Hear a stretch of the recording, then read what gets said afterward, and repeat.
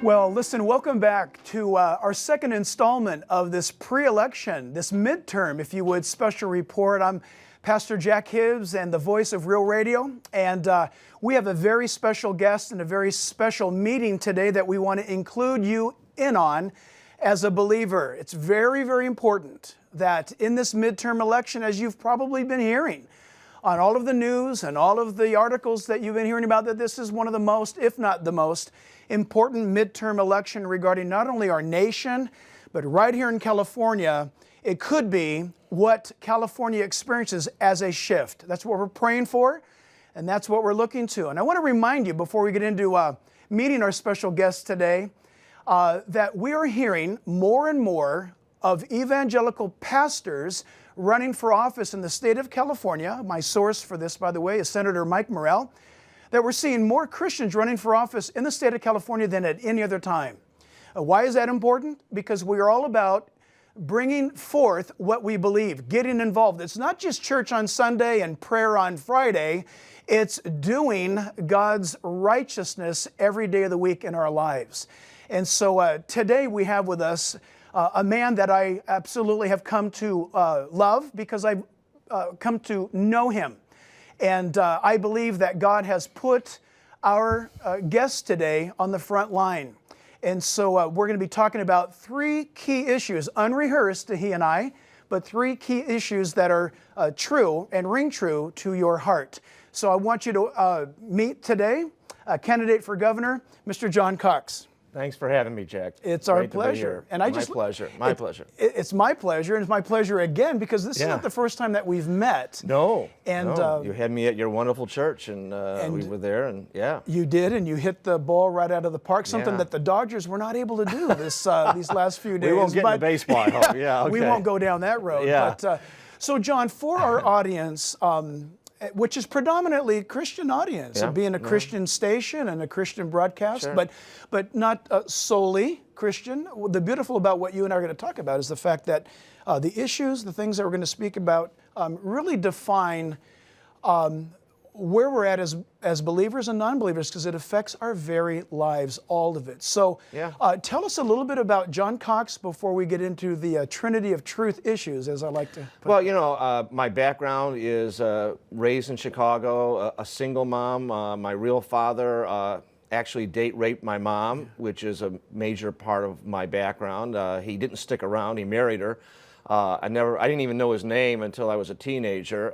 He never took responsibility, really. He never sent any money, never participated in anything. And that's one of the reasons I'm pro-life, Jack, because my mom would tell me that, you know, if abortion had been legal, my mom was not religious at all. You know, I didn't grow up with any religion whatsoever. And she told me if abortion had been legal, she might have aborted me because she had my older brother. She was raped. She had a baby as a result of that. And might have been the easy way out because she didn't have anybody to share the responsibility. So I always talk about life as taking responsibility, and frankly, it's directed to men as much or more than women, because I believe a man should take responsibility for what he does in life. And you know, killing a child that's born of rape, to me, is multiplying the crime. True. You know, I didn't have anything to do with the fact that my real father, you know, had his way with my mom. Killing me wouldn't have taken away that horrible event and maybe made it worse. You know, maybe my mom would have had me and given me up for adoption, and maybe that would have been a path for her. She chose not to do that. Thank God. I'm glad that my mom raised me, and she raised me well. Well, John, I love what you just said, because, you know, we hear that if abortion is going to be banned or outlawed, it's just going to bring back the old, you know, back alley abortions, all that rhetoric. You're saying that your mother's experience was actually the opposite. It was the fact that she, the fear of the law, kept her from doing the wrong thing, compounding. So by her deciding, wow, you know what, it's in that day and age, it's illegal, I'm not going to do that, she actually took a moral high ground, if you think about it. Oh, she did. And out of that came what is standing before us today, Lord willing, the next governor of California. Well, you know, and I think my mom was proud of me. I mean, she passed about 20 years ago. And, you know, she really was proud of the fact that I gave back to the community. My mom idolized John F. Kennedy, as did I, and his admonition to ask not what your country can do for you, but what you can do for your country. My mom actually got a second master's degree in Spanish literature and went down to Chile to teach illiterate children. So she wasn't religious, but she really believed in helping others. And that's something she infused in me, and that's one of the things that I've tried to bring to this campaign. Let's talk about your family. Who is John Cox, the family man? Well, I'm very happy now. I have 4 wonderful daughters. I'm very involved with my church. I was a lector for 22 years. I'm Catholic, but I consider myself an evangelical Catholic. As a matter of fact, that's right. On October 31st, which is a couple of days away from when we're taping this now, I was brought to the Lord October 31st, 1979, by a very charismatic lawyer in Chicago who saw me studying on a train and saw that I was feverishly working. And, you know, I was working as a CPA, and I was going to law school at night, and I was incredibly stressed. And he led me to the Lord, and I was reborn on October 31, 1979, and I'm very, very pleased at that. And you know what? The thing that I've always tried to do, Jack, is I've always tried to listen to the Epistle of James and the fact that, you know, faith without works is dead. And so, you know, I started a charity that helps the elderly and disabled in Chicago, and it's been a marvelous run of being involved in charitable work and being involved in my communities. And I always tell people that I've benefited tremendously inside, and I've told this to my children too. I've really tried to urge them to be involved in the community, because it's not just about helping the community, it's about making you feel like a human, you know, that you can give to others. I think God made us that way. I think God made us to be, look, we've been created in His image, and His image, think about it, is to love, is to reach out, is to be compassionate. And I agree with you. I think that's when we sense the most pleasure. It's interesting, not far from here is Hollywood and all of that scene. Right. And with all that they have, notice how many times you'll see pictures of them feeding kids in Africa or in homelessness. Why? Because there's something within the human spirit that cries out to do good or to do the right thing. And what happens when you are totally self-centered and narcissistic? You end up maybe, you know, suicide or other things like that, because it's a sad life. I've tried to teach my children that getting out in the community and helping others enhances what you feel about yourself and enhances, you know, your own feeling of humanity. And I think if more people felt that, Jack, I mean, got involved. To me, to shift a little bit into politics for a second, this overarching and overweening government, I think, takes away so much of our happiness. No doubt. Because it supersedes what we can do in our community. It kind of replaces what we might want to do in our community, and therefore robs us, in one sense, of that opportunity to help others that I think people would take advantage of if they didn't have this government there. That's a great point, because if you think about it, when and we know this from the founding of our nation, when God is big in the minds of men, men do great things. Yes. God is the inspiration. It's for, and look at the grand purposes that resulted in hospitals and universities being built. Of all places, few people know. And they were religiously centered. Exactly. Harvard University, right there at the gate, on the right-hand side of the gate entering Harvard, there's a placard there regarding Pastor John Harvard, who started Harvard University for the education of pastors. And who knows this? And it's important, though, to know that our Constitution protects religious freedom and liberty. We do not want to have a government establish religion. No way. That's what we fled from. We fled that. But we want to make sure, however, that people have the freedom to practice whatever religion they choose. Or no religion at all. Or no religion at all, which is in itself a religion in some respects. That's true. But you know, that's freedom. That's right. That's true freedom. What we find in California today, and I know we'll get into this, is we've got a secular progressive kind of thing that wants to impose its values in place of the family and church. And, you know, we don't want our values imposed on people, you know, by force. Right. But we also don't want their values imposed on our children by force either. We want it to be totally free of that and let our values be taught in our churches and our families. Well, there's a lot that I respect about John Cox, but one of those things is exactly that. You want to go to Sacramento, being a businessman, a successful businessman, a man who, though you were not born in California, you adopted California. Well, you came here and you love it and you want to stay here. And the beautiful thing about what you want to do, which I love this, you want to go have government in Sacramento be fixed so that government is about the people's business of our roads, of our taxes, of water, of the things that we need to help us as individuals live our free lives. Well, and that's also practicing family values, Jack. Yes, absolutely. Because right now in California, the highest cost of living, the highest gasoline, food, housing, which is a significant element of it, as you know. A lot of families in California are having to work 2, sometimes 3 jobs. People are commuting, and you know this from where your church is located. People are commuting hours, literally. What happens when they're on the road like that? What happens when they're working 2 jobs? They're spending a lot less time with their family. Not good. They're spending less time in church. They're spending less time really enhancing their faith life. And I think, you know, if I can do anything in this state by bringing down the cost of living, it'll also enhance that ability of people to really be involved with their families. Isn't it awesome? And I want to just encourage the Christian community for a moment. The fact of the matter is, what John's talking about is everything for the believer is meaningful and tangible for us. You might be sitting there or standing there thinking, well, what does taxes have to do with my Christianity? Listen, this is one reporter's opinion. No. If taxes increase, you're going to wind up tithing to the little g, government. Think of it that way. You're going to pay taxes to government, or you're going to be freed up to pay or to give tithe to God. Now look, all of us will render to Caesar the things that are Caesar's. We need to pay our taxes. But California's got a notorious history of overtaxing its people. Our gasoline per gallon taxed more than any other state in the U.S.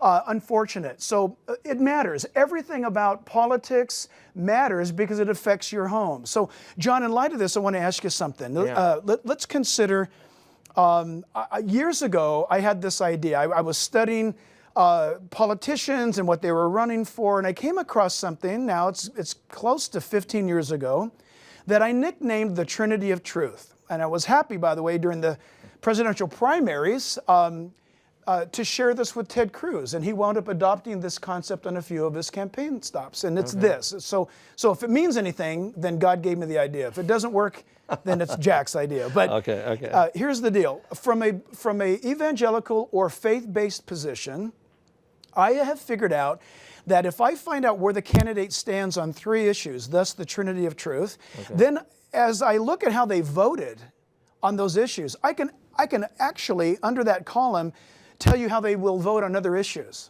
And it's quite interesting. So let's go through the 3 of them. And again, everybody, this is unrehearsed. So this is John Cox raw here. So I love him and I know him enough to know that his answers are going to please the biblically minded individuals. So number 1, in the test, what's your view of Israel? Is Israel a legitimate state?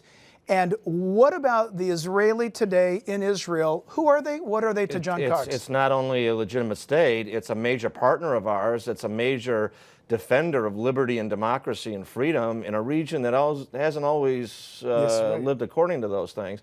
It's also a major technology hub. They've turned a desert into an agricultural paradise because they had to, and frankly, that's important. They've desalinate water, which we ought to be doing in California. Please, Governor. We're gonna address that. We're not gonna get water rationing if I'm the governor of the state. But I'm a huge believer of defending Israel and preserving its right to exist. And frankly, I think President Trump, in terms of moving the embassy to Jerusalem, made a huge statement. Courageous. That's real courage for a change. And, I will stand with anybody on defending Israel. I think it's fantastic, and great answer. I think it's fantastic how so much of Israel's technological discoveries are being implemented even in the state of California, and of course not just limited to California, Right. but many of you may or may not be aware of the fact that drip irrigation was invented in Israel for crops.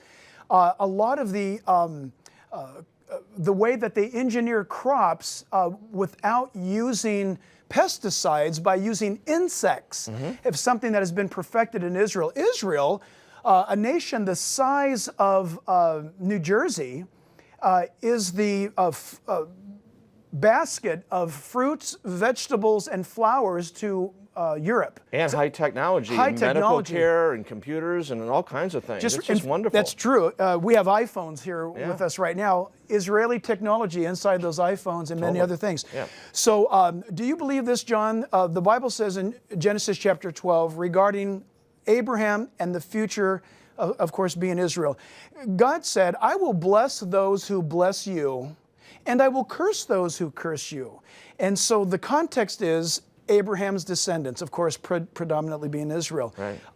Do you believe that's true? Absolutely. Absolutely. Absolutely, I do. Yeah, no And question about history it. has proven and that. again, and this history has proven that, and frankly, this country owes a lot to Israel as well as they to us, and it's a wonderful relationship, and I'm totally behind that. It's worth defending. It is worth defending. Excellent. Okay, second question in the Trinity of Truth, and you've touched on it very well, actually, but I'm going to ask it anyway, and this is the right of the unborn child. John Cox, tell us why it's important that a child be brought into this world, that it not be aborted. Well, it's not a clump of cells, it's life. You know, I mean, there's a spark of life. The minute the egg and sperm come together, I believe there's a spark of life, and that's a life. I don't know under what rubric you can argue that it's not. I mean, I question that. And you know, the big problem with the Supreme Court decision is they took this decision away from the people, and I believe the people don't want this. And you know, again, I'm not running on this as the governor of the state. It's what my personal beliefs are. It's more of an idea that, you know, I believe it as a religious person and as a Catholic, but I also believe it as just a human, that it's about responsibility. It's about taking responsibility, which my real father didn't. You know, I also think it extends to this culture of death that we have. Yes. You know, we were just on the heels of a mass murder at a synagogue, which is shocking the world, not just the nation. And on top of that, we've had other instances of mass murder. You know, it's this whole culture that death can be thrown away, or that life can be thrown away, that life is cheap. You know, and frankly, I think in some respects, abortion's part of this. You know, I'm Catholic, but there's, you know, birth control that's available. We can stop the transmission of life, and maybe we should be doing that more, and educating people more. But the point is, we ought to respect life at every turn, and frankly, you know, these video games and the movies that seem to want to treat life so cavalierly, you know, are not part of a wonderful society. Isn't it amazing, John, regarding the hypocrisy of our culture, and I believe as a Christian it's because it's blinded to the truth, but so we denounce shootings, and so we should. And we should. But of course, immediately after having denounced the shooting, instead of going after the human heart and instructing and educating, talk about the gun. We talk about the gun. And Timothy McVeigh killed 175 people with fertilizer. Fertilizer. If you have evil in your heart, if you have a murderous intent, you're going to use whatever you want to use. And the gun is probably a lot easier. But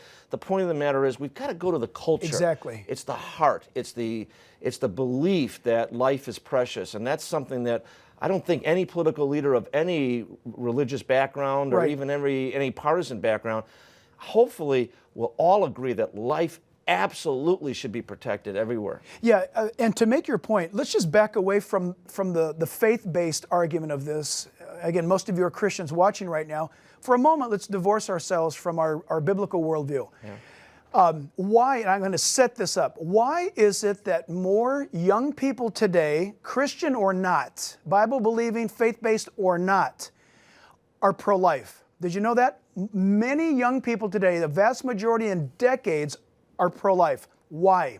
Why? Because technology has allowed them to see inside. Right? I was just about to see inside. Yes. Now these young kids are finding out, hey, I just found out, I think I might be pregnant, not exactly sure, or what happens if I do get pregnant?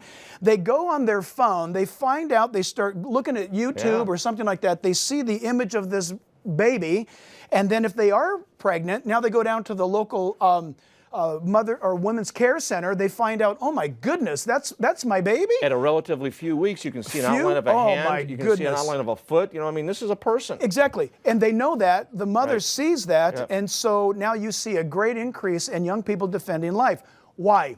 Why? Because it's pure science. Think about it. Remember, we're thinking about it from a non-Christian view. Just science. It's science. But let's approach it from a standpoint of positivity, and that is, well, let's have responsibility for life. Let's make sure that people take that responsibility. Exactly. Let's make sure that they take responsibility for birth control if, in fact, they want to not have children right at the moment. Correct. We can control those things now, but let's make sure that we respect life in every respect. Correct. Yeah. Look, you can't get pregnant unless there's a living sperm and a living egg. People want to talk about life. Well, technically, scientifically, before there's even conception, you can only have conception if the sperm is living and the egg is living. It's all living. So, John, again, I appreciate your answer. I, too, obviously biblically based, but I survived an abortion in December 24th of 1957, so I'm happy to be here. Thank God. I'm happy Thank about God. life. And I was raised, too. And Yeah. I survived. So, number 2 is down. Final question. The issue of, and this is kind of a tough one because so much time has passed, but the issue of, the third issue in the Trinity of Truth is where's John Cox? And by the way, not only John Cox, take this standard and put it up against every candidate that you know. Where's John Cox on the definition of marriage? This movement in California, which is kind of interesting because if you do recall, the voters in California approved of Prop 8. It won the ballot. 3 weeks later, Judge Vaughn Walker overturned that vote. So in a sense, the toothpaste is out of the tube, but you can't make that go back inside. But how does John Cox define marriage? I believe marriage is a religious service. It's a religious event, and it involves one man and one woman, and it should always be that way. Having said that, we are all of free will. God gave us free will to do what He wants or what He doesn't want, to love Him or not love Him.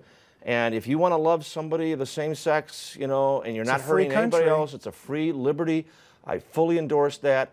And, if companies want to provide benefits, and they should maybe, and they'll decide to do that, let them provide, benefits and things like that. What I don't want is this being forced on our children. We should be able to teach our children that love is wonderful, but marriage is about one man and one woman. Listen, that's the way I feel about it. It's absolutely key what you just said, and I love it. Yeah, it's a free country, and we get to choose. Right. You're responsible for your choosing. But what you just said is key, and John, I think I know, because I hear from parents up and down this state. Parents are furious that the system, the public school system has stepped inside and they said, we will, without parental notification, mind you, we are going to not only teach your children that marriage can be this way. I mean, that's the benign part of it. They have graphic material of children and in all kinds of positions and all kinds of sexual activity. John, we believe as Christians, I think I speak for the majority of Californians, we would really love to have our public school system make our kids the best in engineering, the best Reading, in writing, history, and arithmetic, the best readers, not 48th or 9th, but the best in the sciences, and leave the sex ed politics to the parents. Leave the politics out of it. And that's the problem with the entire public school system. Talk to us on that. And that is that the politicians have gotten into control. And even my opponent in this race, there's a first grade textbook that celebrates him as the leader of same-sex marriage. And a first grader, does a first grader even know a lot about marriage or even what same-sex even is? No, of course not. I didn't know that. So the point is, let's leave those values out of our public schools. Let those be taught at churches and synagogues and Buddhist temples or wherever they're going to be taught. And let the schools devote themselves to the non-political, to the reading, writing, arithmetic, all the studies that we want them to do. And I think that's the best result for everybody at the end of the day. Absolutely. And I also want to make mention before we begin to wrap this up, Christians, please listen. In recent data that has been published just for the state of California, there's nearly 7.5 million registered evangelical voters in California. 7.5 million. And yet, somewhere between 11 and 12% of them vote. Friends, the Bible says, to those who know to do good and do not do it, to that person, it is sin. The responsibility that we have to vote honors the dead. It honors those who sacrifice their lives for us to conduct and be custodians of a republic. Right. On our state flag, it says, California Republic. Lately, being subject to a supermajority and what I consider a tyrannical government here in California, things are imposed upon us without our vote. Don't you think it's right that we as Christians, imagine if every registered voter as a Christian got up and voted this coming November 6th and voted pro-life, just on that issue alone. We could talk about all kinds of issues, but just think of that one alone. Then the choice is very simple. Christian, what are you going to do if you were to look at God in the voting booth and you raise your pen to make your vote? Is it pro-life or pro-choice? Which one would it be? What would you do regarding that? I think it's a no-brainer. So listen, the final thing that I want to ask John is, as you have answered what we believe as a Christian biblical worldview regarding Israel, regarding the baby, right, and regarding the issue of marriage. John, on November 6th, we pray, we trust that God would honor this state by not only putting the right people in office, because we're fasting, we're praying, we're crying out to God for the healing of our land. John, what would be, if anything, honestly I ask this, what role would you see faith-based organizations in California helping you with all of these social disorders? And you know this, Jack. One of my favorite expressions now is that you will be made to care. Right. The politicians who control Sacramento are making people care because they're injecting their values. Right. More importantly, too, they're making life incredibly difficult for people in this state with the cost of living, the cost of housing, the condition of our roads, the unavailability of water, the business climate. All these things are really prompting a lot of people who love California, right, like I do, like you do. We love living here, and they're driving people out of the state. Right. So I'm running for governor to make the state affordable, to make it livable. I'm not running to impose my values, right, by any stretch of the imagination. Right. That's right. I want freedom, I want liberty, I want everybody to be able to live their own values. Right. But from that standpoint, I'm also going to stop government from trying to impose some people's values on other people that may not want them. I want us to be able to get our values from our churches and from our families and from our own beliefs, right, no matter what you believe. Right. And I think that ought to be the byword in Sacramento, and it's not been for many years now. And I'm hoping that people will recognize that. I'm hoping voters of faith will awaken. Absolutely. I'm praying for an awakening, that people will say, we can do something about this. And as you know, I'm also going to lead an effort to try to get support in the communities, yes, have neighborhoods participate. Right now, our government is controlled by these interest groups. That's right. These interest groups that have a lot of money and a lot of organizational power. They're the ones that are driving this state towards bankruptcy, towards unaffordability. I want to change that. That's awesome. Great. Listen, I want to encourage all of you. First of all, thank you for watching this special edition of Midterm, and only a few days left. So Christians, please be praying. Make sure you get out and vote. And then again, pray regarding the results. We are to do our best, and we commit the rest to the Lord. But it's been a tremendous time. I want to encourage all of you. In the last 8 weeks, I have spoken to over 2,000 pastors in the state of California who have asked, Pastor Jack, will you share what a biblical worldview vote looks like? So I think there's hope for California. It's not in the White House. It's not even in the State House. It's in God's house is where the hope will come from. God bless you guys, and God bless John Cox. Thank you, Jack. Thank you. Appreciate it. Appreciate you. Okay, thanks.